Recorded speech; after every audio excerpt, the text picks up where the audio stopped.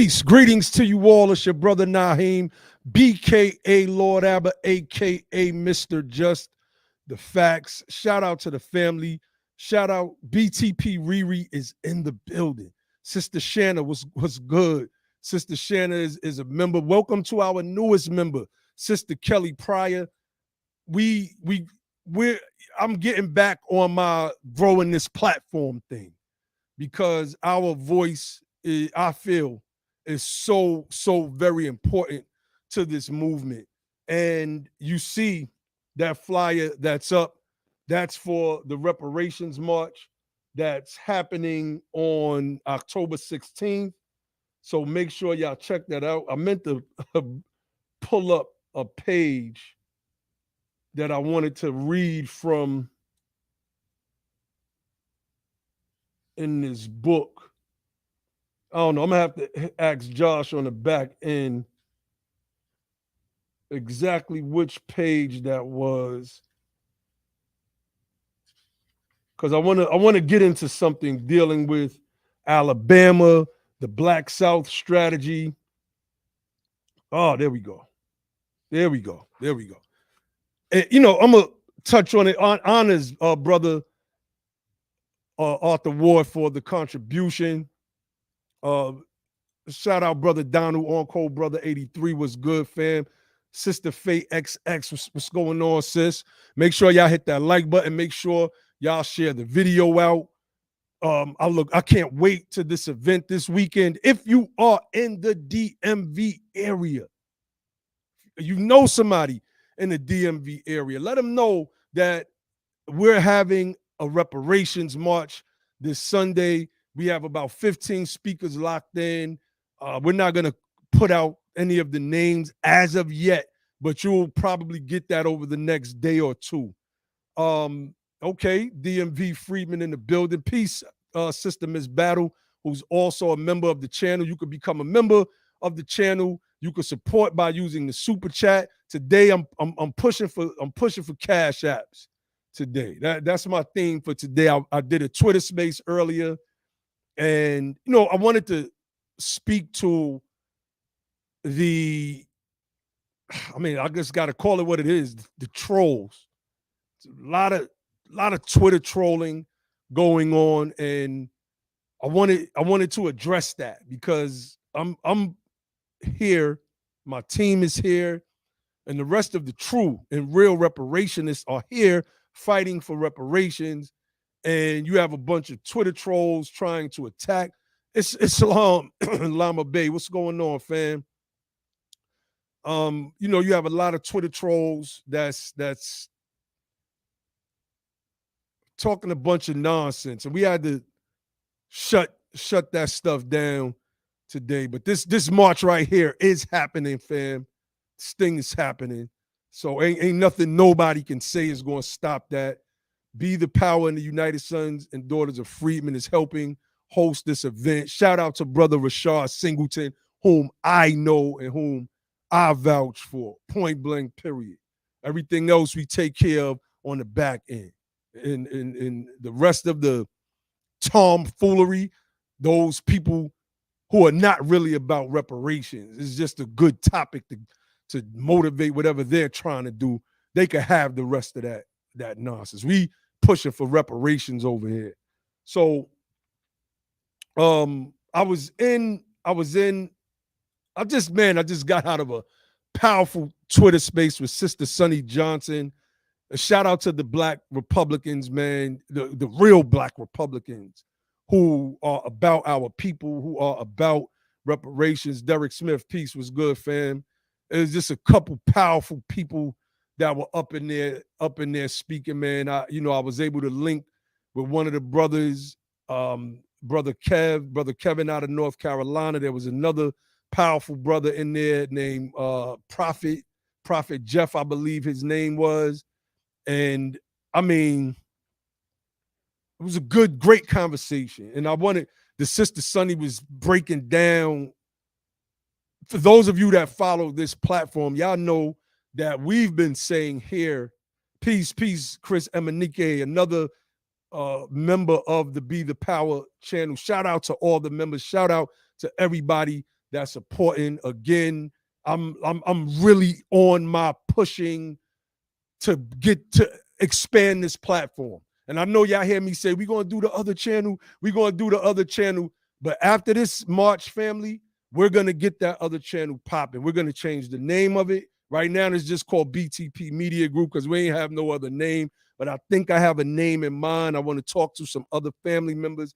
And we're going to start really, really pushing out content because we need our media. Again, if for those of you who watch TYT, the Young Turks, you've heard me say from the very beginning, we're trying to turn BTP into our very own TYT. This way, we can bring our people into the fold in the same way progressives bring all of the people that are Hispanic, LGBTQ, BIPOC, POC, minorities, et cetera, onto their channel, bring candidates that they introduce into their sphere. We want to be able to do that same exact thing. So I'm leading with the Cash App over the next couple.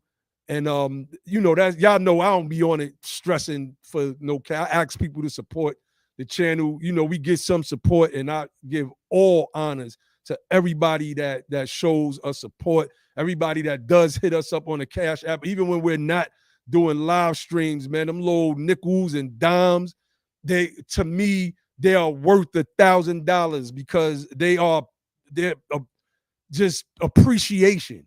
It's appreciation, and I love it. And every time I get one, it makes me smile. So I just want to just give a shout out to all of the people that support this platform. But right now, I'm really pushing it. And before I get into the topic, I was listening to one of my old episodes of Moorish Science Radio. Peace, Charlie Jacobs.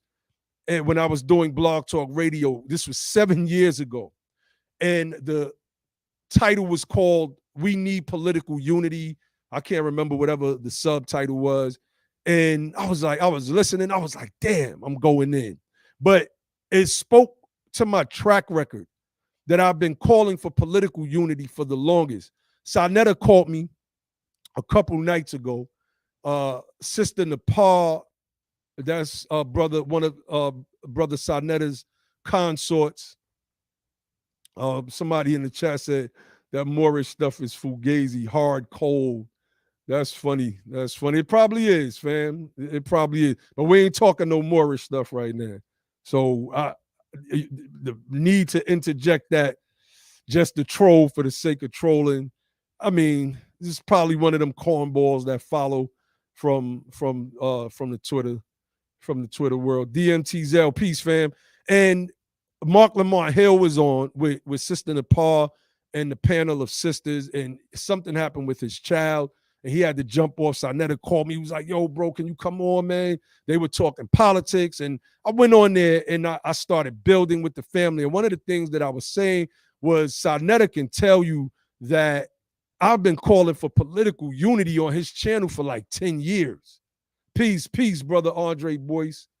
Arthur Ward said we need lineage. Let me pull that up. We need lineage unity, political intelligence, and group operationality. And that is why I called for people to join the organization today before I ended that space. That's the exact reason. People need to be organized. Right now, it's just loose bands of trolls and a whole bunch of trolling, and it's just not a good look. You know, white supremacists are sitting back and they're watching it like they'll never get nowhere with reparations. Look at these guys. And after listening to Sonny Johnson's Twitter space and her talking about how they're trying to shore up a legacy of power in the Republican Party, and basically we're playing with building blocks right now about fighting with and going at each other. I'm not doing none of that. Peace, El Basir Islam. Yeah, that's right. You know, shout out to all my Moors, man. You know that we've had some difficult times over the past, but I'm still a Moor. I am 100% still a Moor. And for those that know me from that space, they know that I was a scholar there as well. We ain't do that fugazi Moorish stuff over here, fam. But listening to my old radio show, I just went completely off of that. In that show, I had interviewed a candidate that was running for office in Philadelphia. I forget the brother's name that fast again. And I took some phone calls. I was like, I got to get back into that. I got to get back into taking phone calls and building with people, Peace D, and just building with people so that they could voice their, y'all know sometimes we throw the link in the chat. We don't care. When it's time to build, it's time to build. But again, I just want to let the people know that this event right here is definitely happening Sunday, October 16th. Let me see. Peace, Dr. Deborah. I see you in the building. Peace to the fam for coming through, man. We're few, but we're powerful.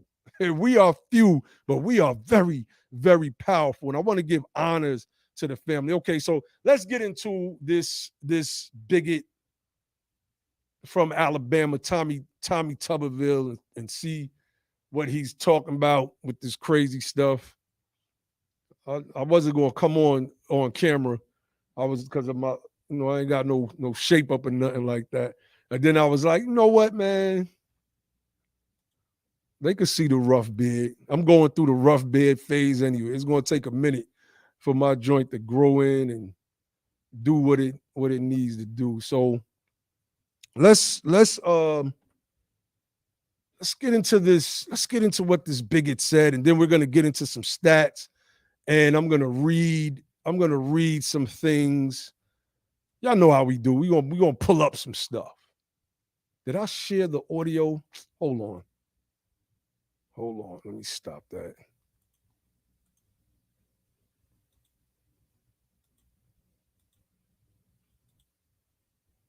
All right, let's get into this bigotry. Some people say, well, they're soft on crime. No, they're not soft on crime. They're pro-crime. They want crime. They want crime because they want to take over what you got. They want to control what you have. They want reparation because they think the people that do the crime are owed that. Bullshit. They are not owed that. Some people say, well, they're soft on crime. No, they're not soft on crime. They're pro-crime. They want crime. They want crime because they want to take over what you got. They want to control what you have. They want reparation because they think the people that do the crime are owed that. Bullshit. Now, y'all heard that, right? Y'all heard that. So basically, this guy just called all of our people criminals. And this is how they feel about us anyway, right? They feel that all quote unquote black people are criminals. But what this really is a sustained attack on the freedmen, man. Alabama is a extremely impoverished place, right? Especially when it comes to the American freedmen. What's going on? Shout out to my brother Marlon Watson, man. Chicago freedmen are in the building. Chicago freedmen is on deck, fam. We do a lot of reconstruction history on this channel because, we feel that a lot of our claim starts there. This is why the resurrection of the freedman term was, done in the first place. So I want to, all right, let me frame it. Our people are poor. Like, you take a place like Alabama, Mississippi is poorer than Alabama, but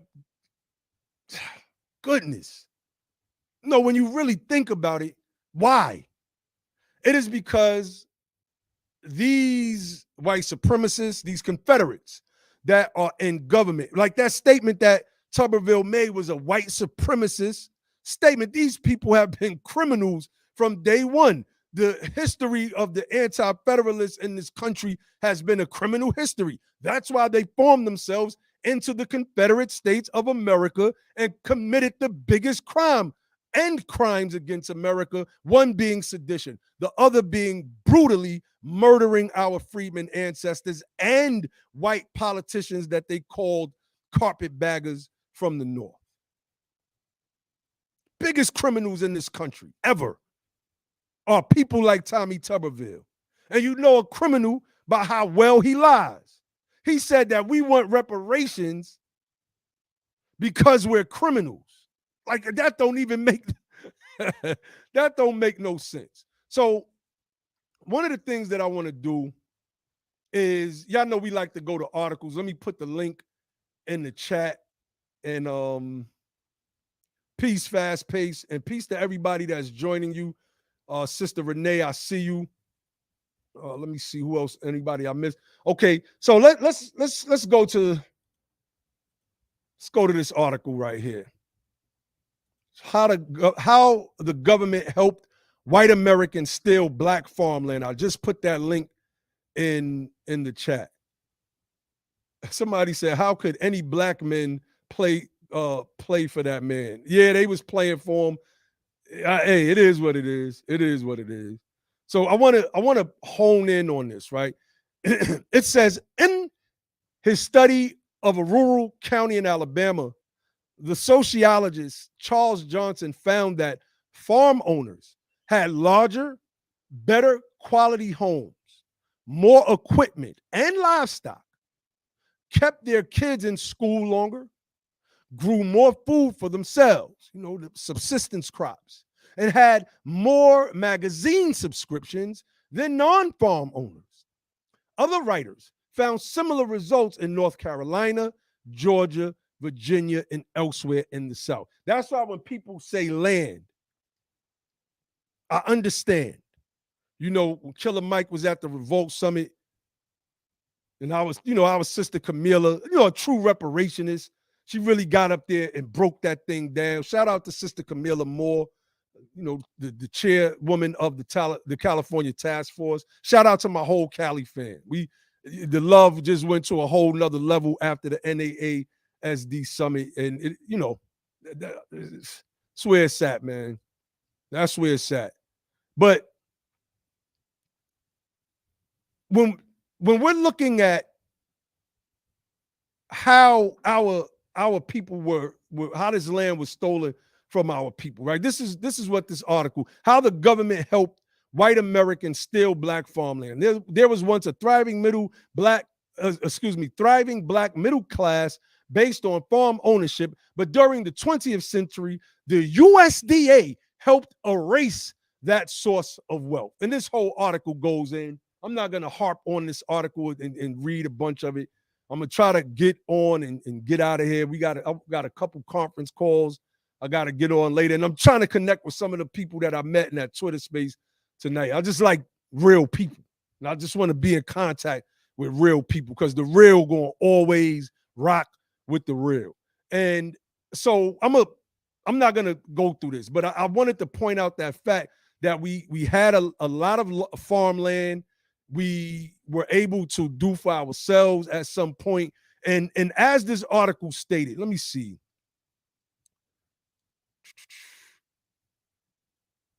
Okay, right here.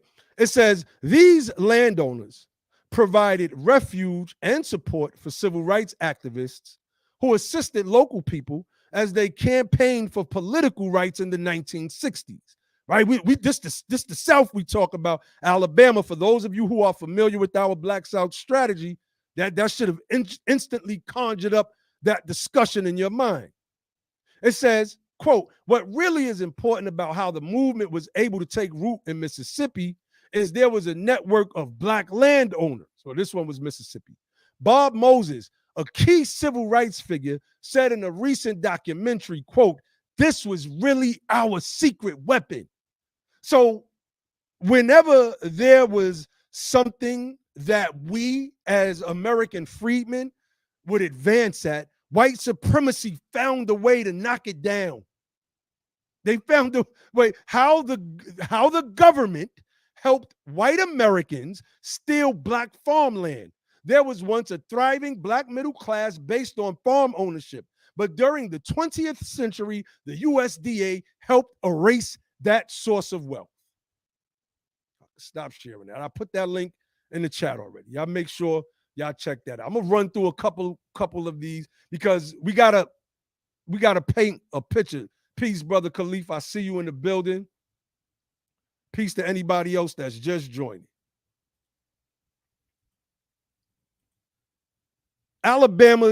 This is from Alabama.com. Alabama black belts struggle with poverty, a chicken and egg problem, but there are solutions. Alabama's black belt, one of the poorest. I want y'all to hear this. This is from Alabama.com. Alabama's black belt, one of the poorest regions in the United States, has struggled with poverty since the time of slavery and remains stuck in a difficult to solve situation. Experts at the University of Alabama said this week. When I'm hype, I get tongue tied. Only it seems like when I'm on the air. So excuse me. I'm a little hype right now. I'm in like fight mode. I'm in build mode. I'm in ready to get to this march and go in mode. I'm in a whole bunch of different modes right now. You know, I'm turned. I'm turned for this reparations movement. So I might, you know, have a couple slip-ups, man. Again, I'm not going to get into all of this. I'm going to put this link in the chat. I just wanted to read like some of the headlines. These are articles that I've read. Some of this stuff we've read on BTP before. Honor Sister Riri. Some of this, you know, some of this stuff we've touched on, right? We're preaching to the choir. But for the new people that may be listening in, for the anti-reparationists, we got to start using that word too. Anti-reparationists, they might not understand why people in Alabama, like all freedmen all over this country, deserve reparations. Tommy Tuberville, you're bugging, my guy. You're bugging. So I want to let's get to this other article. You know, this. Oh no, matter of fact, let's go to this one first. Let's make sure y'all hit that like button. Make sure y'all share and support the platform. Again, I've never mind the super chats, but we are pushing for the cash apps right now. Y'all see we got the cash app on the screen. Yes, that is a very informative article, Brother Derek. Very, very informative. So why would, right? No, that's good enough. What an Alabama prisoner strike tells us about prison labor. Exploitation of incarcerated people isn't limited to lockups. Voters in some states have had a chance to curtail it. Okay, right? So this article was published October 1st, 2022. In Alabama, there are prison strikes. Prisoners stand in line at Elmore Correctional Facility in Elmore, Alabama in 2015. Thousands of Alabama prisoners began a work strike this week to protest poor prison conditions. Like, do you think that this coincides with what Tuberville is saying? Of course, you keep a people poor, they're going to resort to crime. You remember that scene in Life when Martin said, F the gun line, I'm going to get me some of that pie. That is a majority of the American freedmen. And what that did was it built out. Matter of fact, I'll get into that other article. I'll get into the other article. I'm a wait. I want to pull up this Chicago piece as well. I want to pull up the Chicago piece. But I want people to see that if you keep the people poor, they're going to resort to crime. They're going to go steal the pie. It's just, it is what it is. They're going to look at what each other have. They're going to take from each other. And this is going to cause street beefs. We don't have the resources. They build these opportunity zones. And they put millions of dollars into these opportunity zones. But what these opportunity zones become are slush funds for millionaires and billionaires, finding new ways to move and wash some money and make investments that never, ever fix the problem. They do revitalization in housing projects like the one I grew up in New York City, where they fix the outside of the buildings and they replace brick. new windows, they pot bushes and nice little flowers and stuff to make the projects look nice. But there's a verse in the Bible that speaks about I think he says your temples are nothing more than whitewashed tombs. They look good on the outside, but on the inside, they are filled with rotting bones. And that's what's going on in a lot of these neighborhoods that use these slush funds that are supposed to be, money for opportunity zones, but it's opportunist zones for rich millionaires and billionaires. That's all it is. That's all it is. So let me put this link in the chat as well. I'm not gonna read through it. I'm gonna just try to get through some of this stuff. I want to talk a little of the strategy. I want to get into this next article though, right? Because I want people to see that the conditions in Alabama are crazy. Crazy. Hookworm, a disease of extreme poverty, is thriving in the U.S. South. Why? It says this freedman, in the picture, it says Aaron Thigpen, 29, observes a site where raw sewage is dumped through a PVC pipe only a few yards away from a home. Thigpen, a community activist in nearby Fort Deposit, was a part of a recent study conducted by Baylor University that exposed the prevalence of hookworm in Lowndes County residents. Like, this is crazy. This is what you find in third world countries in Africa and in South America, not in the richest, most powerful nation in the world. All I want to say is that they don't really care about us. We got to take our political destiny into our own hands. I ain't got time to be beefing with no Twitter trolls. I made time over the past couple of days, though. I made some time because I wanted to address some things, and I wanted to prove a point that most of these people that are nameless and faceless, they're not in this thing for reparations at all. They're in it for the mess. They're in it for the entertainment so that they could start another Twitter space talking about this one and talking about that one. We don't do that. We do this, what I'm doing right here. Shout out to my BTP team. Shout out Brother Ali. Shout out Brother Josh. Shout out Brother Grimm. Shout out Brother Ibrahim. And shout out to my brother Logic. Straight like that. Let me see. Let me read some of this. In America, the world's richest country, hookworm, a parasitic disease found in areas of extreme poverty, is rampant. The first study of its kind in modern times shows children playing feet away from open pools of raw sewage, drinking water pumped beside cracked pipes of untreated waste, human feces flushed back into kitchen sinks and bathtubs whenever the rains come, people testing positive for hookworm, an intestinal parasite that thrives on extreme poverty. What is Tommy Tuberville talking about? He needs to maintain our people, American freedmen, as a criminal class, a criminal caste, not just in this country, but particularly in his state. Because we don't know what's being said at those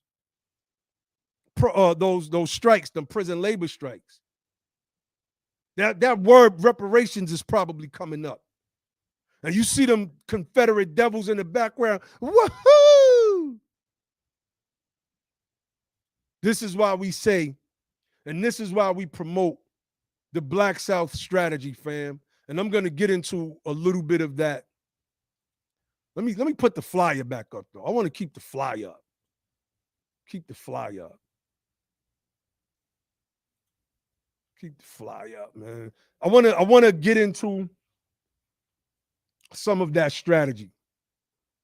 And that's right, Sister Kelly. That is definitely by design. It is definitely by design. Yes, we don't have any of our Freedmen merch at the moment. Some will be coming soon. Make sure, y'all, if you don't have the Be the Power Civics Guide, go to our website, usadof.org/shop. Like, we're trying to teach over here. We put out a civics guide, a very powerful little civics guide something that you can build with your family with. It was a God that was written first in 1916 before this became the century of the self. Those familiar with that documentary, and what was the man's name? Sigmund Freud's nephew, Edward Bernays, that came over here and literally changed America, if you ask me. He changed America. Go watch that documentary. It's right on YouTube in 4 parts. The Century of the Self. It will change some things in your mental processes. It will. Cop the civics, guy, family. It's time to build. No more playing around. No more messing with trolls. None of that stuff. We are getting closer and closer to victory. And people like Tuberville see it. Black Republicans are holding Twitter spaces talking about how they support reparations. So they can't get around it. They like, damn, it's reparations conversation being had on the right, reparations conversations being had on the left. We got to stop this, Jethro. we gotta stop this. Shout out to my brother Marcus Champion in the building. Man, shout out to the family. Shout out to the family, man. Shout out to the family. Supreme knowledge, God, honors, brother Khalif. Where do I want to go with this real quick, right? Because we're talking about Alabama. Where do I want to go?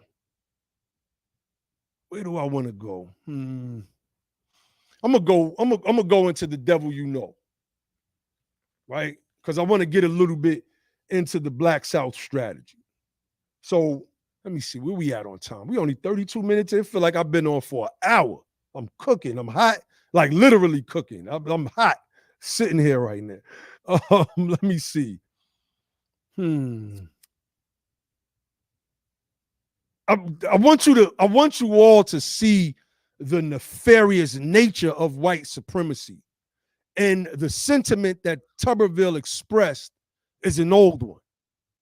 It's an old sentiment. I'm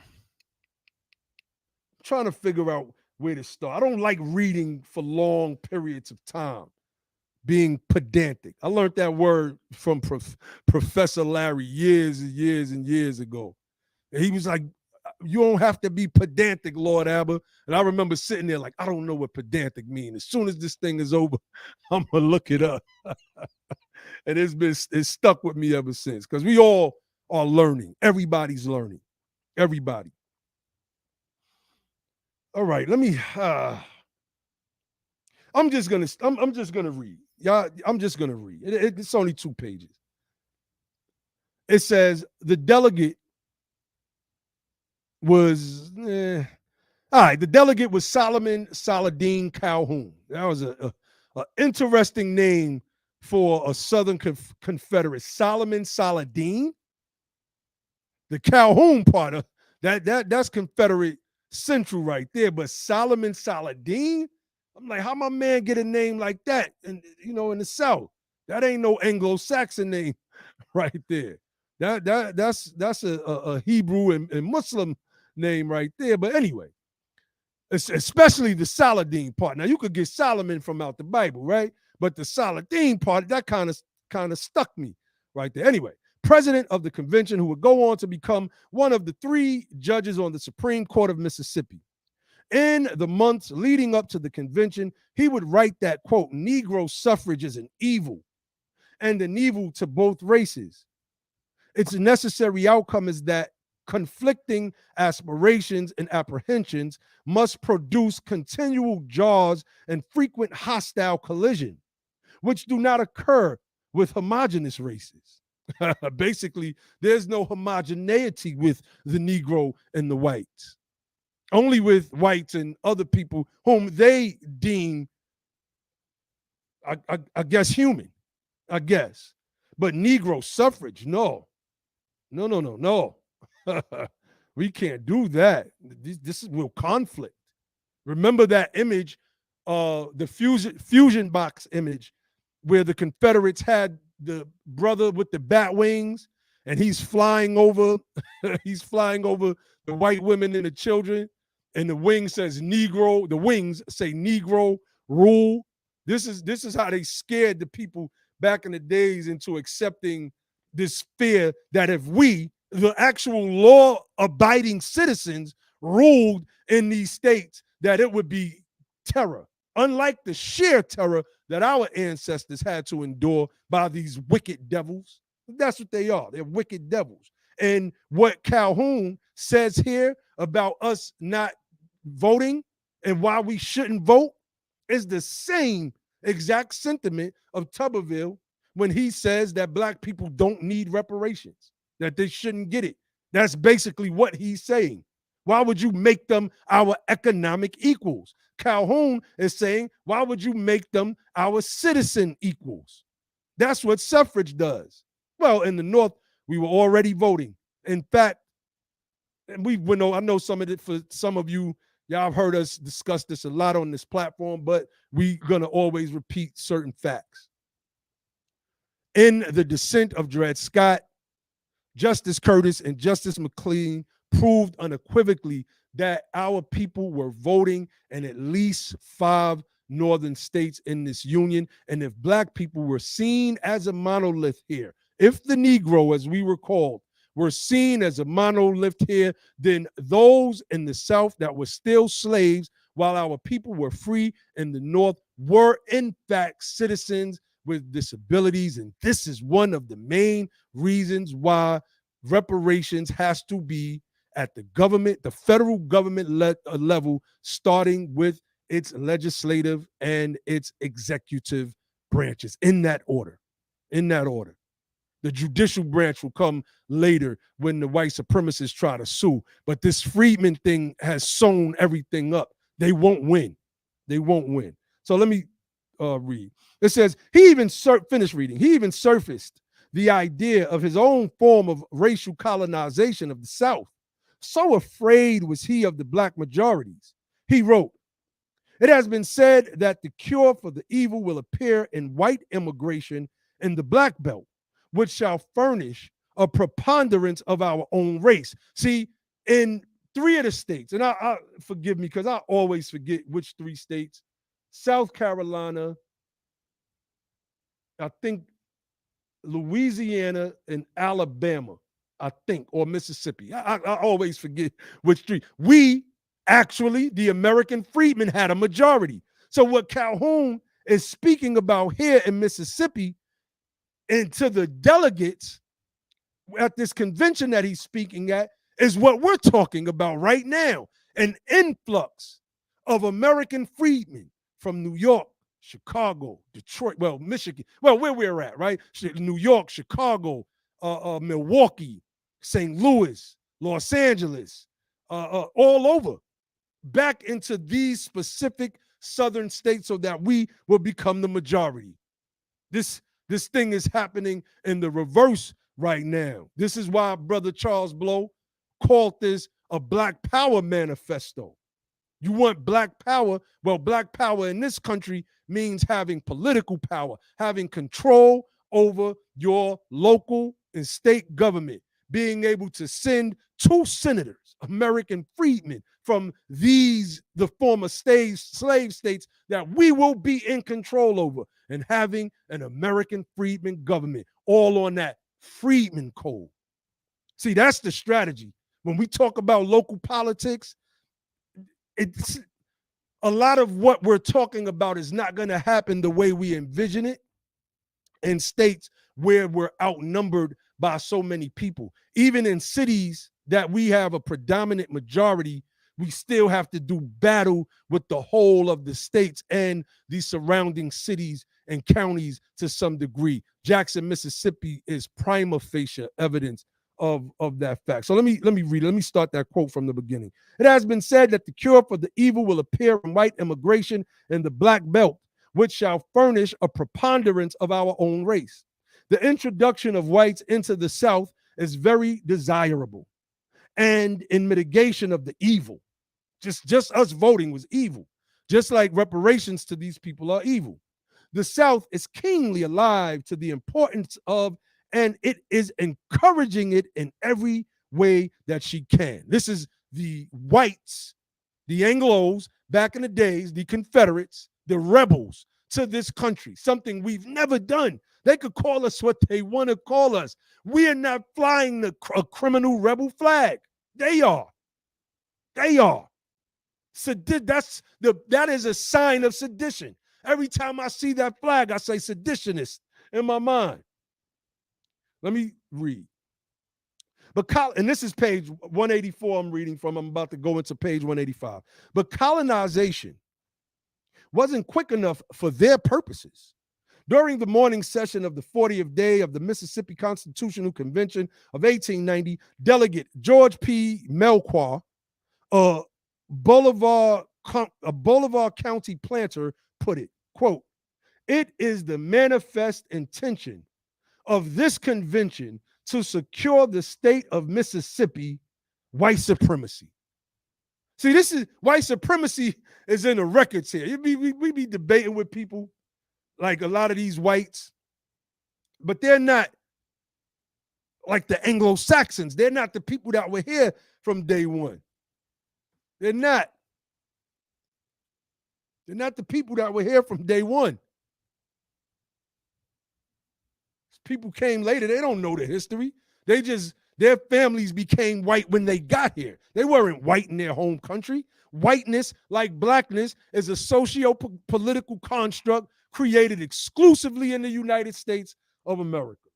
But let me finish reading.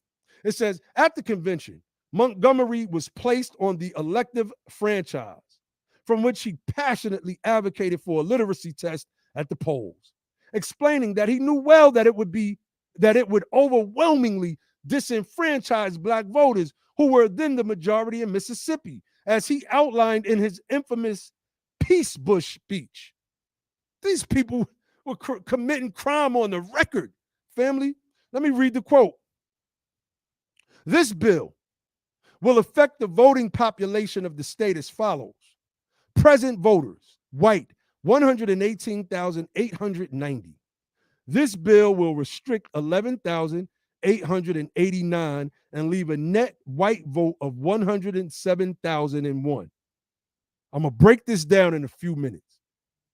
Present voters, Negroes, 189,884,000. This bill will restrict 123,334 and leave a Negro vote of 66,550, giving a white majority of 40,451.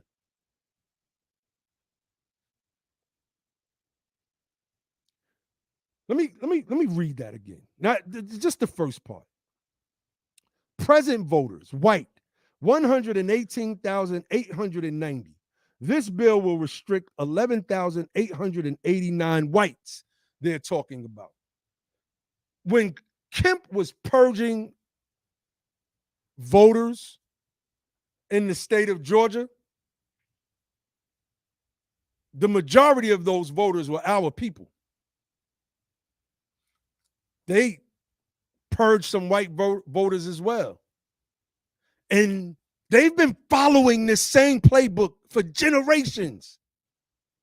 This same exact playbook, family, where they'll purge 100 white folks and 1,000 American freedmen. And if you complain, they go, oh, that's not the case. There were whites that, they did the wrong thing as well with their registration. And so we had to purge them too. This idea that this is racially motivated. Family, we got the history on our side that proves what these devils were doing.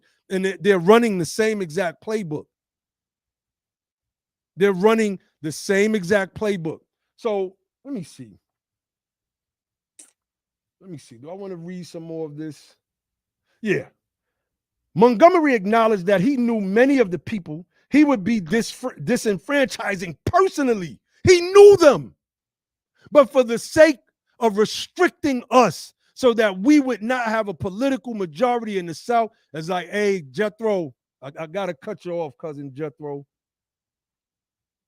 It says, and their quote unquote hearts are true and steel. So he was letting it be known. These ain't just no regular like Negro sympathizers that I'm cutting off here. I'm cutting off some real blue blood rebel Confederates that probably hanged the Negro or two. He said, in that these ranks included many who were, quote, soldiers who had stood amid the smoke of battle on bloody field in defense of the flag, and yet he submitted, quote, I wish to tell them that the sacrifice has been made to restore the confidence, the great missing link between the two races, to restore honesty and purity to the ballot box, and to confer the great boon of political liberty upon the Commonwealth of Mississippi. Mr. President, I wish to be distinctly understood in saying that there are terms upon which I consent to lay the suffrage of 123,000 of my fellow men at the feet of this convention. Other southern states soon followed Mississippi's lead, calling constitutional conventions of their own and a raft of Jim Crow policies, including the poll test Montgomery championed, and he would apparently come to regret his decision at the convention. So for those Twitter trolls that was talking all that Jim Crow nonsense that ain't read none of the reparationist works, peace, Satch, Ohio. The name of the book that I'm reading is called The Devil You Know. It is written by Charles Blow. You can go to our BTP Media Group channel, check out the interview we did. I think we have that interview uploaded on this channel, but we did a book club to this book on that channel, and we broke down why we feel that it is imperative that our people move back to the South and slowly but surely start building our numbers, and then we can take control over our own politics. I'm for starting a Freedmen caucus in the Republican Party. That's our original party. That is our original party. I could pull up a quote by Frederick Douglass. I'm going to pull that up in a few minutes. Peace, Sister Angelique. And shout out to everybody that's just joining. Yes, Satch, Ohio. Make sure you get that book, The Devil You Know. Make sure you get that book, The Devil You Know. That book is deep. People want to control our thinking. They want to control our money. Now, here's another book, Satch, Ohio, right here, called The Bloody Shirt. This is a BTP fave right here. Was this our first book club book? I think this was our first book club book right here. This one might incense you a little bit. You might get a little angry. I ain't gonna lie. But I hear people talk about reparations and how we would just be profligate, spenders, just wasteful, and which is just not true. It's not true. Stockton, California did a reparations experiment where they gave residents $500 a month, and people were and took that money, and I could bring up, you know what, I'm gonna do that. I'm gonna bring up what we get wrong. I'm gonna read that again on air. We got a couple new people that I know are watching the channel right now, so I'm gonna read something. I'm gonna read something before I get into Bloody Shirt. Before I get into the Bloody Shirt, another book that I absolutely urge you all to read. Make sure if you didn't hit that like button, hit the like button, share the video out. I'm gonna be on here for a couple more minutes. All right, this is from the paper. What We Get Wrong About Closing the Racial Wealth Gap. It was produced by Dr. Darity and a host of other economists and people, social scientists, I guess is a fair term to call them, people who are interested in this particular field of work. It says, nonetheless, The conventional wisdom has it that blacks in search of immediate gratification lack self-control and are plagued uniquely by a culture of frivolous consumerism.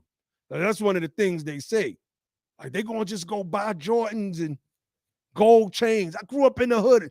Only the drug dealers had the fly sneakers, fly whips, and gold chains. Cats that was working 9 to 5 wasn't walking around with a bunch of gold chains on. Remember, Barack Obama made that same racist trope because Barack Obama doesn't come from American freedman stock. And his white side traces back to slaveholders in this country. So, of course, he would make a statement like that. Anyway, let me start that over. Nonetheless, the conventional wisdom has it that blacks in search of immediate gratification lack self-control and are plagued uniquely by a culture of frivolous consumerism.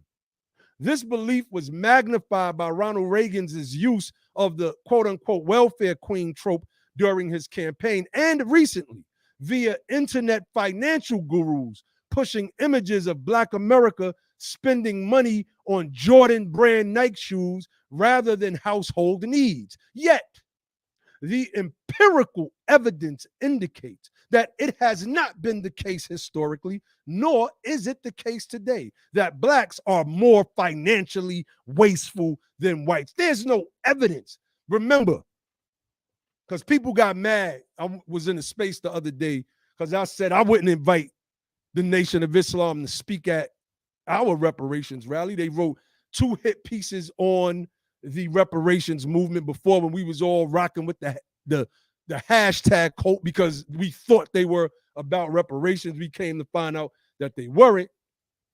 And we played a clip of Nori Muhammad. Honors for the contribution, Sister Angelique.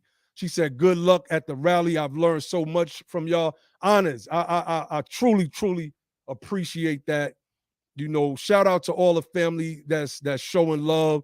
Y'all know what we're doing is real. Like I told everybody, if don't just say Brother Rashad's name. From now on, make sure you throw Naheem up in there.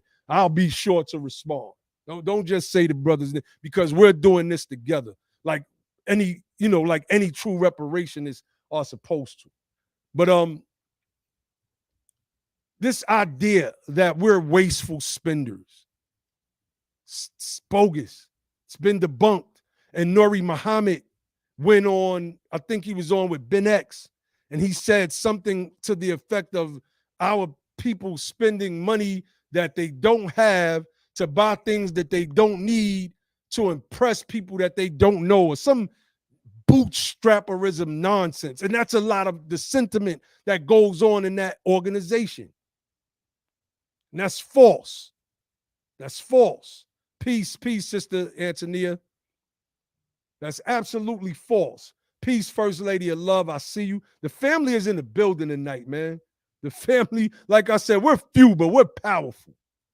We're few, but we are very, very powerful, and they fear that.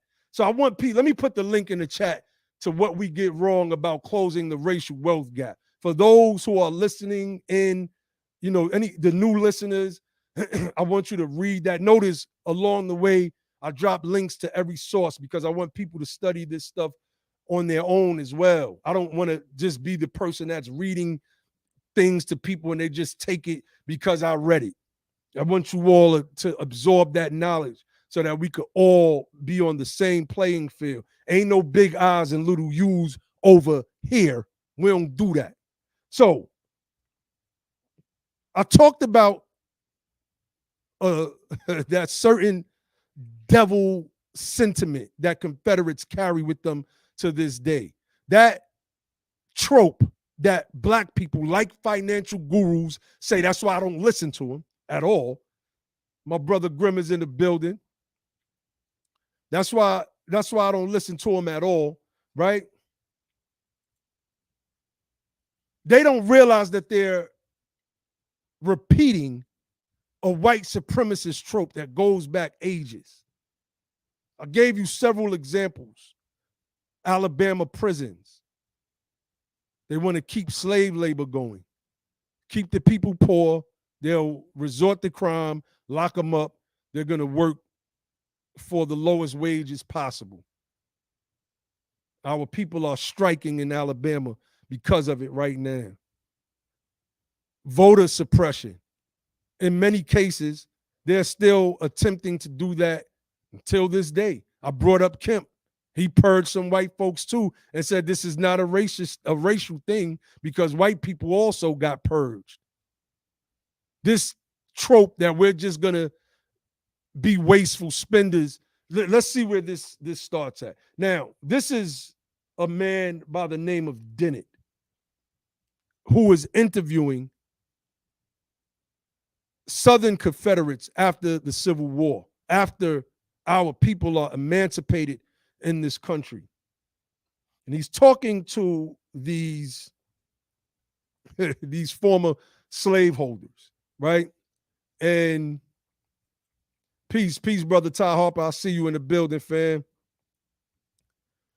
Let me see, man. I always read from the. Let me read the page because I'm not gonna stay on here long. I'm not gonna stay on here that long.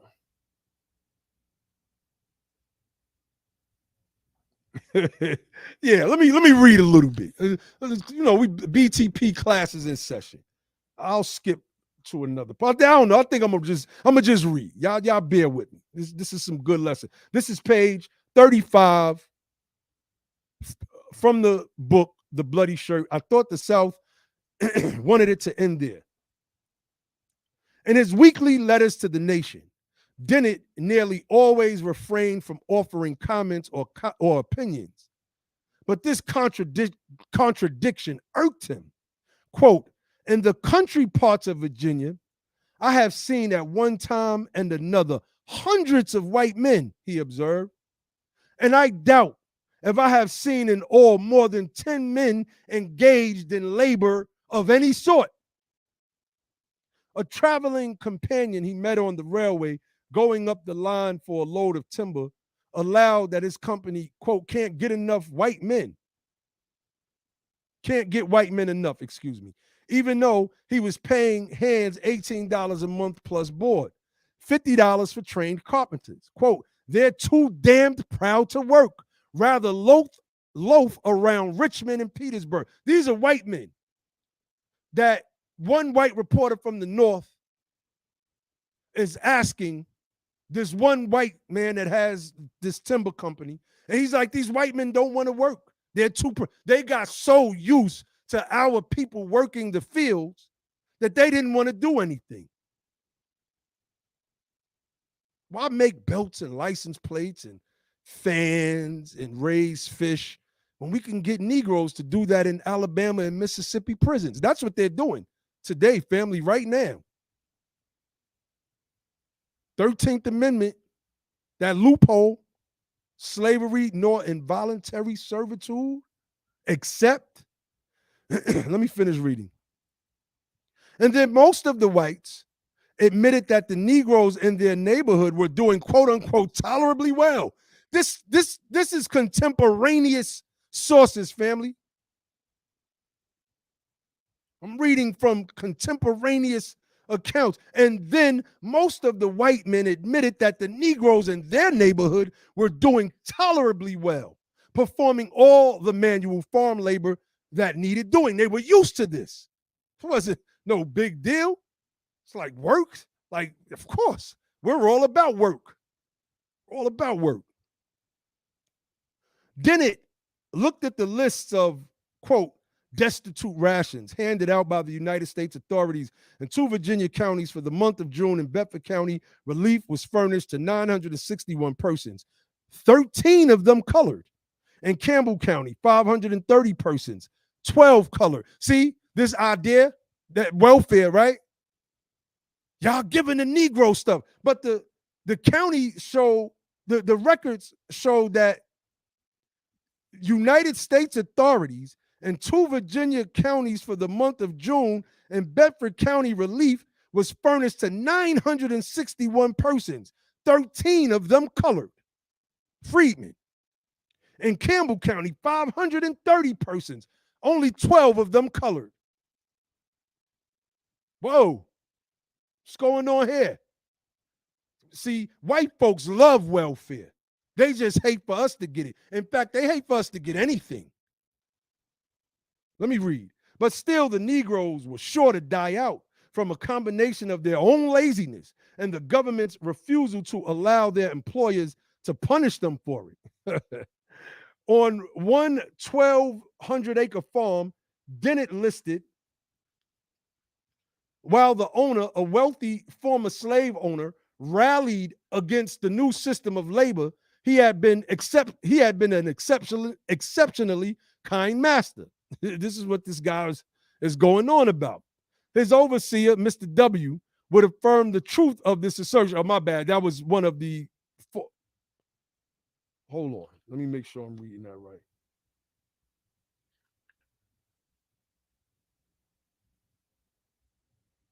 Oh, no, this is one slave owner talking about another slave owner. Okay, my bad. I think I was right the first time. It says his overseer, Mr. W, would affirm the truth of this assertion. Had he ever once given an order to whip a single one of his niggers? I believe you never did, Colonel. I wish still to treat my people in the same way. He's like, just come back to slavery and work for me for free. I ain't going to whip you. I mean, Peace Swig 13, that's right. We should be running that state, and we will. We will. I ain't going to whip you, just come back. It said the owner continued, quote, but they are fast making it impossible for me to do so. There are always some bad men in every 100. And now the bad niggers spoil the rest. By bad niggers, he means the people that want to grow their own farms and work for themselves and have land for their own and make money on their own instead of for him for free. Since mine were freed, they have become lazy, stubborn, and impotent. They know that they have escaped from all government, that we cannot chastise them. And they are not like white people. I begin to believe that they are without gratitude. This is the Confederate mind today. They still think like this, that you were better off as slaves. He continued, mine appear to have forgotten all the kindness and lenity with which they have been treated by me and my family. Didn't we treat you kind niggers?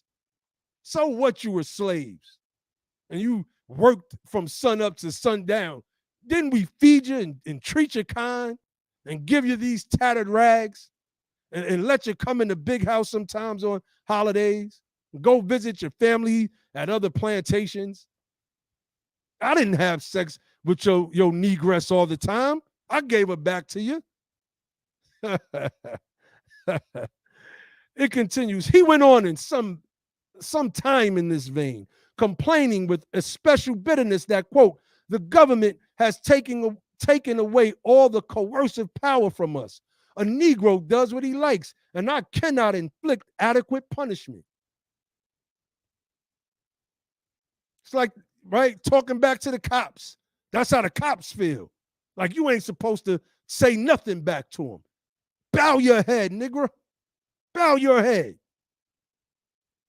Oh, we got to shoot this nigger and kill you. And sometimes kill you for nothing at all. Most times. How much does he pay his people? The colonel was asked. No money wages. If you give money to a nigger, he goes and spends it for whiskey. And I have no intention of making the country any more unsafe to live in than it is at present. Besides, sir, and Mr. W will tell you the same, they are not worth it. A white man will do the work of 3 niggas, and 1 slave did more than 3 of these freedmen. See, the freedmen working for themselves. The white people was getting handouts.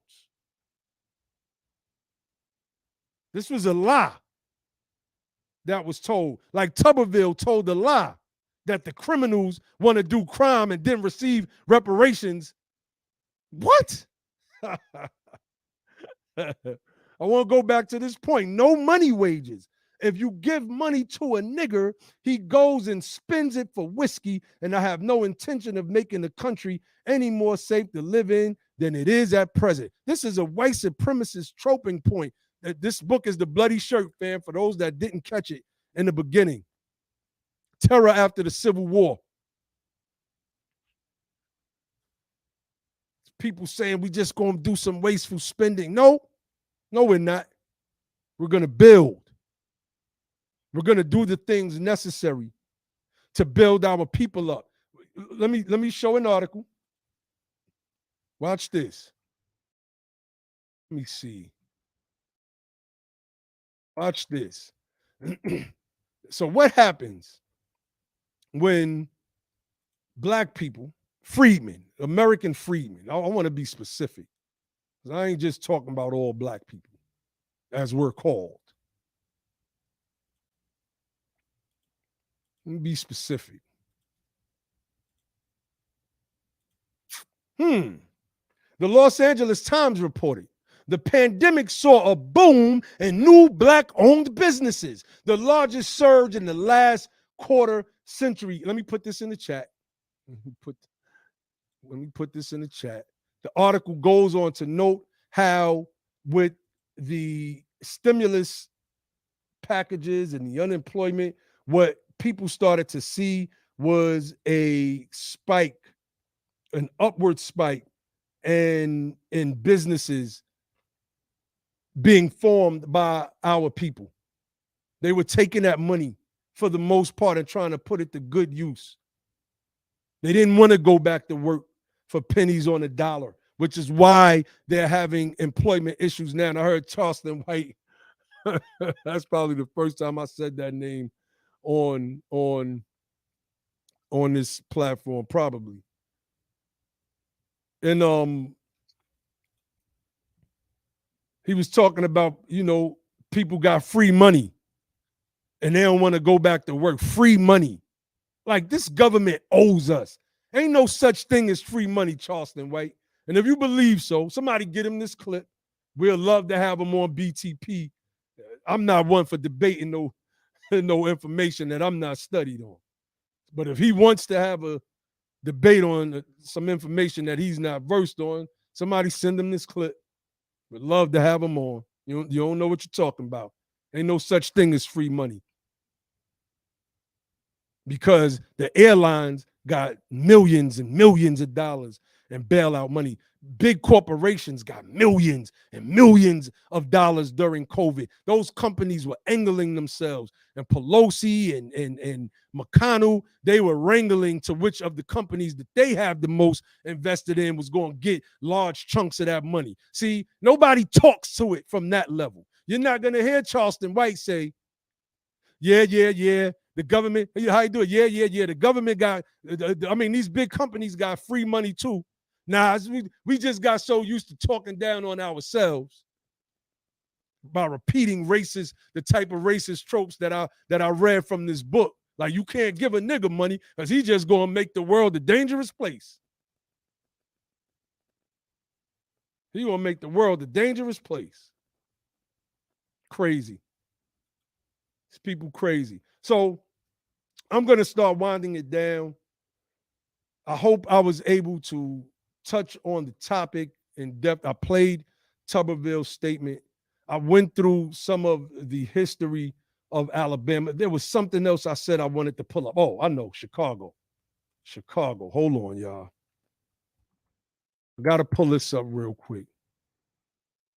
Let me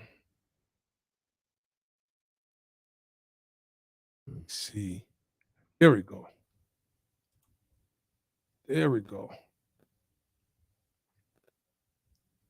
Let me see. Can y'all see that? Yep. New report reveals black homeowners in Chicago lost billions due to predatory housing contracts.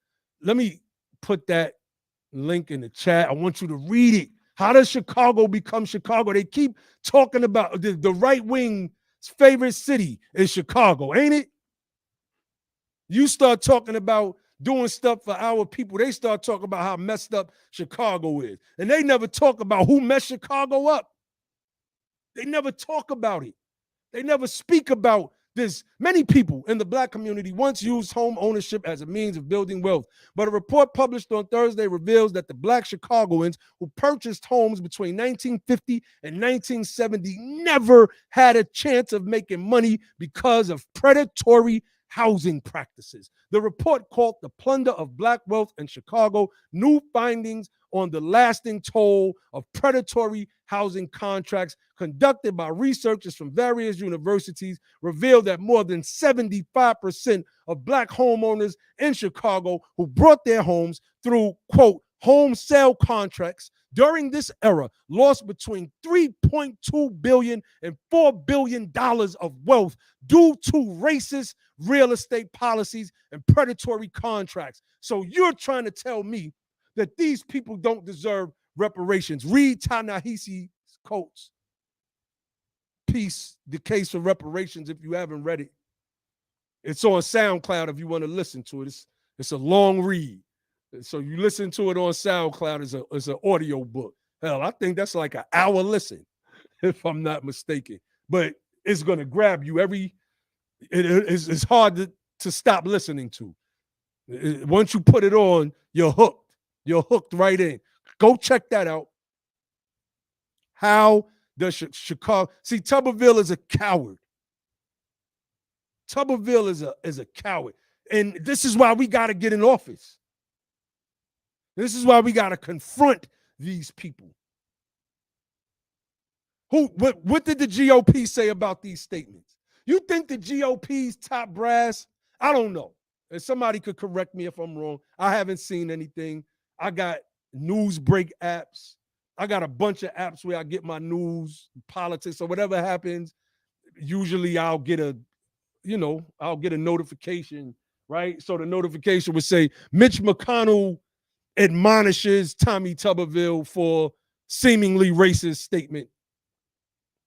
No, I didn't get no notifications like that. And I don't believe that the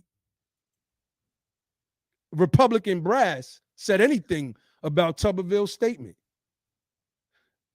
What did Gayle King say on CBS News? I don't know if that was this morning or yesterday morning or her CBS show. I don't know if that was the news. She said she said she brought up Tuberville's statement, and then she said Democrats don't support reparations for Black Americans neither. So you can't use, oh, this is just the Democrats are pushing for reparations, because the Democrats are not pushing for reparations at all. They wish the issue to go away. We've pulled that up so many times on BTP. They want the issue to go away. Oh, it is what it is, fam. Just wanted to get on here, go in, touch on the bigotry, the nonstop bigotry that's built off of Freedman hate. Freedman hate. What did Ketanji Brown Jackson say? And we might do a live stream on that too. Usually we would have pounced on that. But a whole bunch of stuff been going on. So, I mean, hated Freedman. That was the quote that she used. The hated Freedman. This is in the Supreme Court now. That first time she says the word Freedman, there was, to me, and it could be my bias, it sounds like there was some intention behind how she said it. The fact that Clarence Thomas invoked the Freedman in that last case, come on. That Second Amendment case in New York, come on. Peace, Andre Williams L. Come on. This is Providence moving this thing. And I think that's what a lot of the hate surrounding this reparations march is. You know, people don't want this Freedman thing, you know, is already on the record and legally on California for the first time since Reconstruction. Like, you see these freedmen behind me? Do y'all see the freedmen behind me? Do y'all see the freedmen? Like, these are freedmen behind me. Like, because nobody owns freedmen. Freedmen ain't something that you can monetize. You can't grift off freedmen.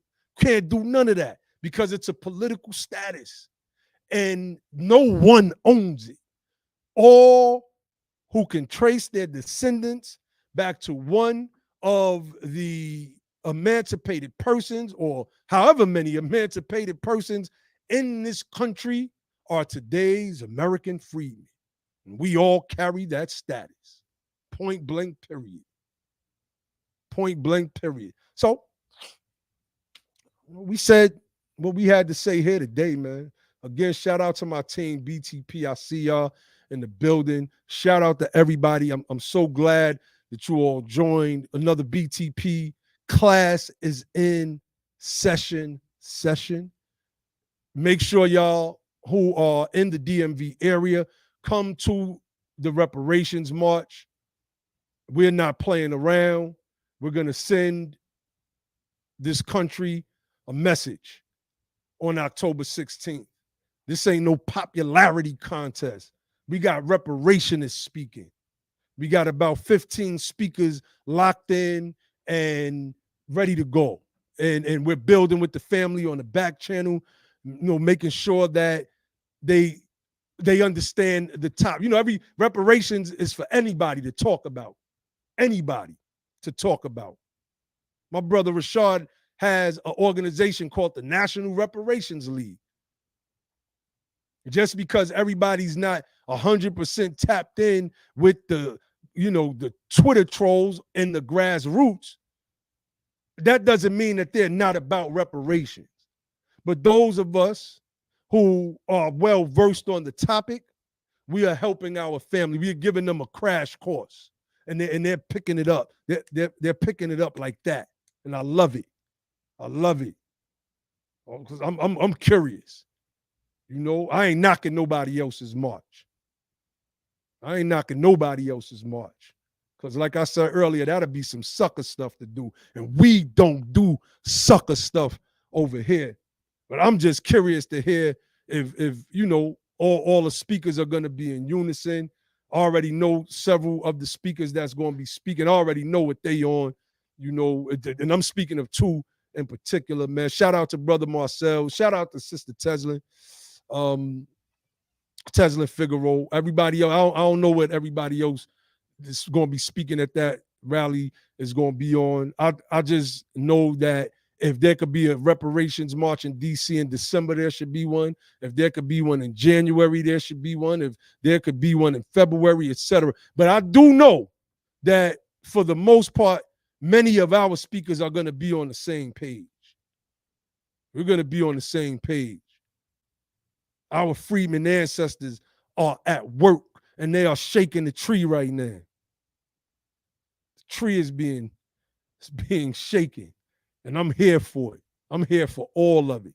So I leave you all with the motto of the platform, which is don't just fight the power, become the power. And then and only then will you have the power to make a change. And with that, I say peace.